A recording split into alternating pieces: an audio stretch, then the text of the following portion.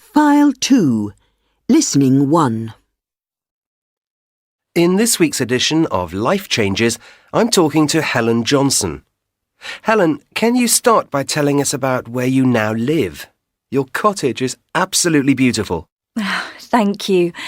We've been living here for 10 years now, but the cottage didn't look anything like this when we first moved in.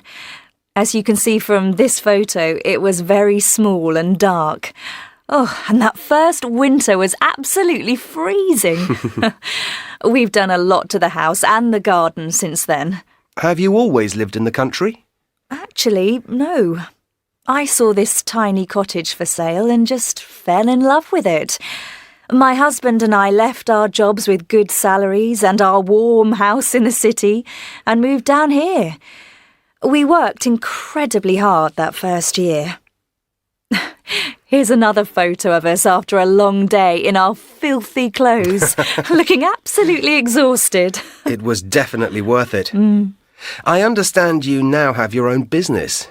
Can you tell us something about that? Well, when we first came here, we decided to grow vegetables, and we sold them to our friends and neighbours. Then, as we had lots of apple trees, we started a small business making apple juice. It was hard at first, but luckily my parents were able to help. They invested some of their savings into the business, and my husband inherited some money from his grandfather. We've been making apple juice and selling it in farmers' markets for 5 years now, and we've slowly built up the business.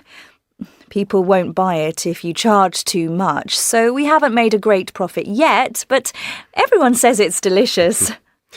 And are you able to live on the income you make? As you can probably imagine, we don't earn very much, and we still owe the bank a lot of money. But it's a fantastic life in many ways.